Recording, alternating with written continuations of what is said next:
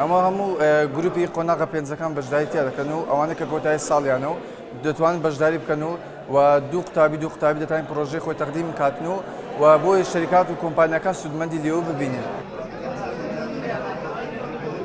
فیستیڤالی ساڵانەیە بۆ دووەمین جارە پەیمانگاکەمان ئەم فیستیڤالی کۆمپیوتەرە ساز دەکاتن و لێرەدا ئەم پرۆژەکانی کۆمپیوتەر نمایش دەکرێتن و پرۆژەکەی منیش بریتیە لە ئۆنلاین ئەگزامینێشن کۆ بە شێوەیەکی ئۆنلاین ئیمتحان دەکەیت و ئەمەش سوودێکی زۆر هەیە وەختێکی زۆرت لە بۆ دەگەڕێنەوە.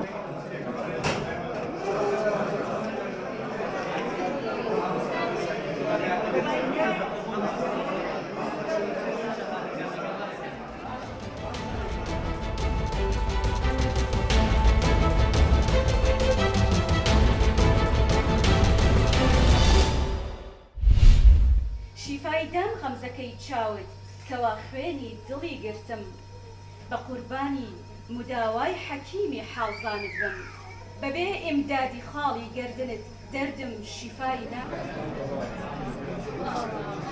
دروستبوونی ماڵی مەستوورە ئەردەڵانی پێویستیەکی ڕۆشنبیری بوو لە باشووری کوردستان. پێمان وا بوو کە ئافرەت لە ناو دنیای کتێبە جێگە و پێگە و مەقامەتی زۆر کەمتر دیارە بە چاو پیاوانە. ئێمەش بە پێویستمانزانی کە ئافرەت لەو ڕەوتەیە کار بکات بۆیە توانی لە ماوەی ئەم 8 ساڵە خزمەتێکی بەرچاو بکات لە بواری ڕۆشنبیری یا زیاتر تەرکیزەکانی لەسەر خوێندنەوەی کتێب بوو.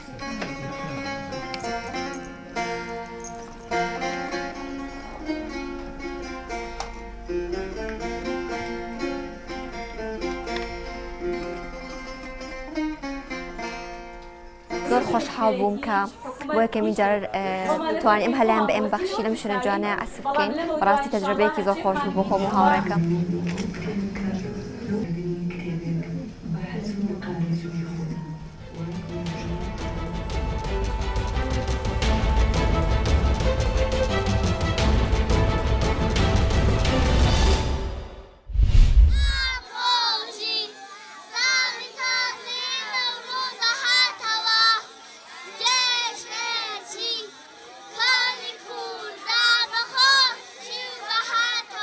بۆ ئەوڕۆ کۆبینەتە بۆی منداڵەکان کولتوری کوردی لەبیر نەکەم بۆ نەورۆزەکە هەنگی ساڵانە لە ئەڵمانیا دەجێڕین لە بەرلین.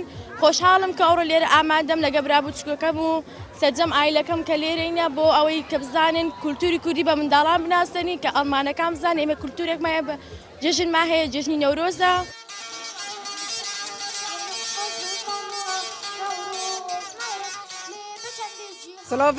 سلاف و رێزێ من ملەتێ کورد هەمویان را و ئەمیرۆ وەتەنە لە vêrkê ئامادە بن بە نەورۆزا خوا پیرۆز بکەن.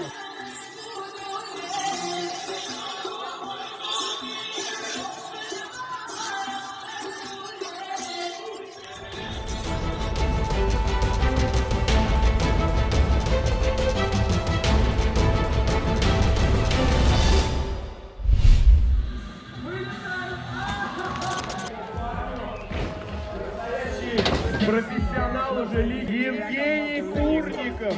Заниматься стал давно очень, еще в таком детстве. 12 лет примерно я купил себе первый горный велосипед. Я увидел в журнале Mountain Bike Action, который продавался в нашем магазине, точнее в нашем городе, в магазинах. И прочитал статью о том, как начать заниматься как раз этим видом спорта и заразился этой идеей.